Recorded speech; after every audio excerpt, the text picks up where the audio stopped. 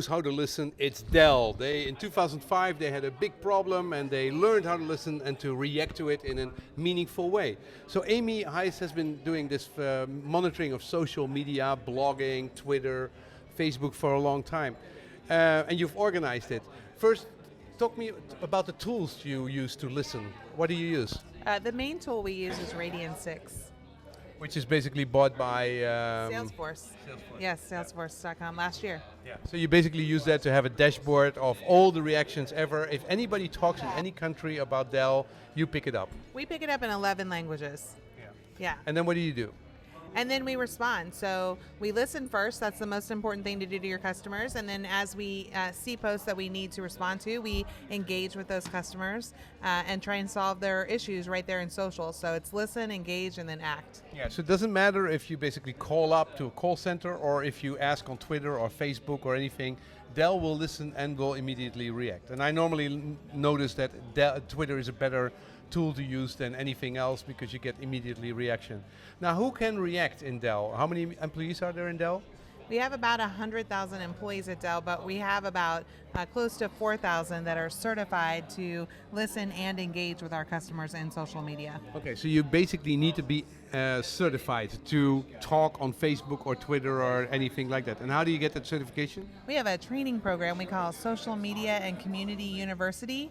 SmackU, actually, is what we call it. SmackU, that sounds wonderful, yes. Yeah. And SmackU is open to any of our employees to take. It's 4 classes that are about 2 hours each. They're offered either online or in person, and they generate lots of great conversation and discussion. There's lots of case studies in those classes to kind of share what companies have done well and what we can learn from with other companies and with ourselves. And then once you've taken these classes and you're certified, then you're able to apply for a Twitter handle on behalf of Dell or to contribute to our Facebook page, to join a community, and basically you're certified to speak on behalf of your area of expertise. Okay, so you separately have to basically get permission to get a Twitter handle, and then there's exact rules to what the name should be and how you should react, etc. So there's freedom, and then on the other hand there's structure. Yes, mostly freedom. We do put a little bit of boundaries on, but we do want to let people, be free to be themselves and speak with their own voice. On my Twitter page, you'll see me talk about Dell programs and, of course, South by Southwest Interactive, but you'll also see posts about the basketball tournament happening or Longhorns, Texas Longhorn basketball or football. Okay, so with the Dell Twitter handle, you're also allowed to talk about private things. You can show things of yourself. Yeah, I like to make fun of my kids a lot. Yeah, and that is also allowed. So who comes up with these policies? How are these social media policies created inside Dell? We have a team called our social media and community team. They're under the marketing umbrella for Dell, and they set the social media policy and strategy for all of our Dell team members to follow. So regardless of the business unit you're a part of, this is the team that comes up with Dell's overarching policy and strategy. And I'll fill you in on a little secret. Our strategy really is to listen and engage with our customers in order to connect more closely with them. Okay, but customers can be complete assholes and who are just angry and want to rage on. Or they can be extraordinary, sophisticated, nice, pleasant people who want to. And how do you deal with those kinds of extremes? Yeah, we want to learn from both. So if you're really mad at Dell, we want to know what's caused you to be so passionately mad at Dell, because if there's passion there's a chance for us to turn that around. So certainly, even if you're sort of ugly in your posts, we want to engage with you and try and fix your problem. And if it becomes clear that you don't really want an engagement, you just want to be mad, we're okay with that too. I mean, we recognize that happens sometimes, but we're going to try and solve it first. So there's 3,800 people certified to basically talk in name of Dell on some kind of social media. How big are the teams which are creating those policies? So they're relatively small. The SMAC team has about 15 or 20 members. My team, which does a lot of the listening and measuring and monitoring, has about 12 members across the globe. And then there's also a team, the best team, I think, called @DellCares on Twitter, which has about 80 members across the globe. And they're providing tech support and care for all of our customers that need it anywhere in social. And they have that @DellCares handle in 8 languages. So they're really the backbone of everything that we do in terms of providing that tech support, that customer care, that enables us to then build relationships and market and communicate with our customers in social as well. Right, you're still smiling after all these years in social media. What did social media do with Dell?